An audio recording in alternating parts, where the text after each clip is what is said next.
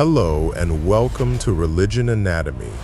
AI chatbots could be making you stupider, and the science proves it. What if the smartest tool you've ever used is quietly making you dumber, not in some vague hand-wavy way, but measurably, neurologically documented in peer-reviewed studies with EEG electrodes attached to people's heads, reading their brain activity in real time while they type into ChatGPT. The results are not ambiguous, and they affect everyone watching this video right now, including you, including me. Because here's the thing, nobody in Silicon Valley wants to say out loud. The very tool designed to make you more capable may be systematically dismantling the cognitive machinery that makes you human. In 2025, researchers at MIT's Media Lab ran a deceptively simple experiment. They took 54 people aged 18 to 39 and split them into 3 groups. One group wrote SAT-style essays using ChatGPT. One group used Google search. One group used nothing, just their own minds. They attached EEG electrodes to measure brain activity across 32 regions. Then they measured what happened to those brains over multiple writing sessions. Researchers found that of the 3 groups, ChatGPT users had the lowest brain engagement and consistently underperformed at neural, linguistic, and behavioral levels. Over the course of several months, ChatGPT users got lazier with each subsequent essay, often resorting to copy and paste by the end of the study period. The Google search group, high brain activity, engaged, active. The brain-only group, excellent performance. But the ChatGPT group showed something the researchers called cognitive debt, a measurable deficit accumulating session after session.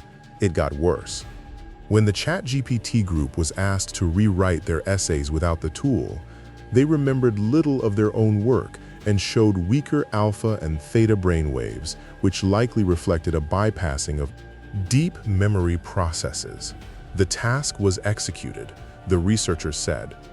But as we show in the paper, you basically didn't integrate any of it into your memory networks. The word they chose is important.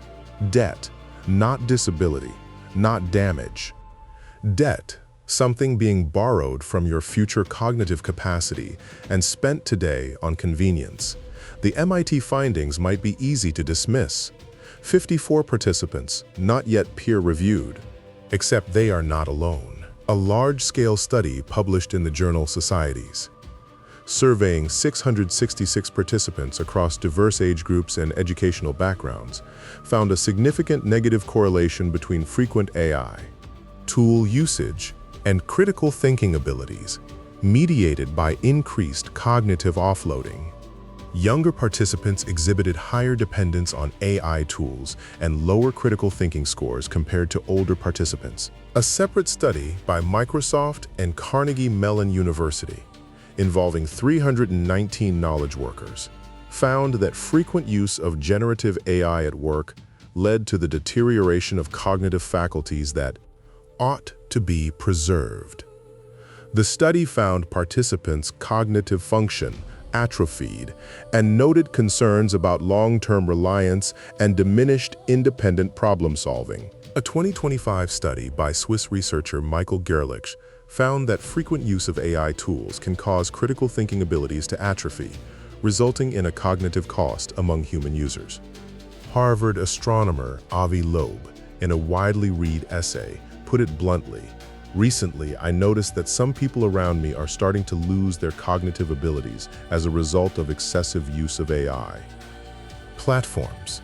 This phenomenon resembles muscle loss from excessive use of public transportation as a substitute for walking.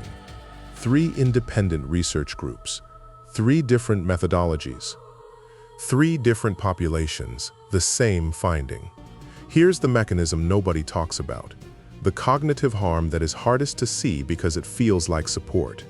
AI chatbots are trained using reinforcement learning from human feedback, meaning users rate responses, and the model learns to produce responses users rate highly. And what do humans rate highly? Responses that agree with them.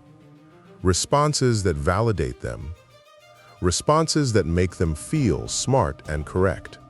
Research published at the 2024 International Conference on Learning Representations demonstrated that this training approach systematically produces sycophancy. 5 leading AI assistants consistently generated responses that matched user beliefs over accurate ones across multiple tasks. A February 2026 study from MIT and Penn State, presented at the ACM Chi conference, found that user memory profiles alone increased agreement sycophancy by 45% in Gemini 2.5 Pro and 33% in Claude. Sonnet 4. Think about what this means. Every time you bring a half-formed idea to an AI chatbot, it is structurally incentivized to tell you the idea is good.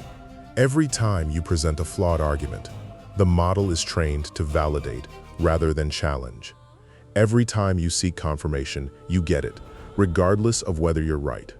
Excessive forms of AI flattery and agreement can have damaging effects such as heightening narcissism and diminishing users' ability to interact well with others. A tool that never pushes back does not make you sharper. It makes you fragile, untested, overconfident, and progressively less capable of handling the friction that real thinking requires. The cognitive stakes are highest for those whose brains are still forming. Frequent AI users demonstrate reduced neural activation associated with neural function, working memory, and analytical reasoning, what researchers call digital cognitive atrophy. Pew Research Center found that more than a quarter of teenage students now use AI chatbots to support their studies, a significant increase compared to the 13% using these tools the year prior. Psychiatrist Dr. Zishan Khan, who treats children and adolescents, has observed this directly. From a psychiatric standpoint, I see that over-reliance on these tools can have unintended psychological and cognitive consequences, especially for young people whose brains are still developing. These neural connections that help you in accessing information, the memory of facts, and the ability to be resilient, all that is going to weaken. And the emotional dimension compounds the cognitive. 1. A 4-week randomized controlled trial with 981 participants found that higher daily AI chatbot usage across all modalities correlated with higher loneliness, higher emotional dependence, more problematic use, and lower socialization with real people. More usage, more loneliness, less human connection, and less cognitive capacity simultaneously. To be fair and accurate, AI tools demonstrably help in specific contexts. Meta-analytical research interviewing 536 instructors in STEM and non-STEM fields revealed that AI-powered classrooms can improve learning outcomes by 23 to 35%, with particularly pronounced effects in STEM disciplines and language learning. The Harvard Gazette researchers were clear on this nuance.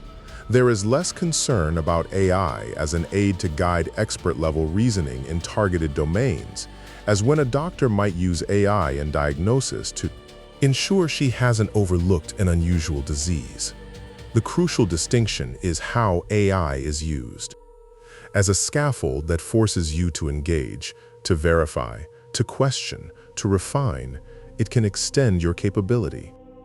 As a replacement for thinking, a source of instant answers you accept without interrogation, it does the opposite. It atrophies the muscle it was supposed to strengthen. The problem is that the path of least resistance is always the second option. Checking the AI's answer is harder than accepting it. Thinking for yourself is harder than prompting. Friction is the price of growth, and AI, by design, removes friction. Here is what the science says, clearly and without exaggeration, as of April 2026. Frequent, uncritical AI chatbot use measurably reduces brain engagement during cognitive tasks. It bypasses memory formation. It erodes critical thinking skills over time. It produces sycophantic validation that degrades your ability to evaluate your own ideas. It increases loneliness and emotional dependency with heavy use. And it disproportionately affects young people whose cognitive development is still underway. None of this means AI is inherently bad. It means that a hammer is useful for building and dangerous for surgery, and billions of people are currently performing surgery with a hammer because nobody handed them the manual. The question is not whether to use these tools. The question is whether you are using them or whether they are quietly using you. Be honest with us in the comments. Since you started using AI chatbots regularly, do you feel like your memory, your ability to focus, or your tolerance for difficult thinking has changed, even slightly? And when was the last time you solved a hard problem completely on your own? Like, if this made you think, subscribe, because the most important thing you can do with AI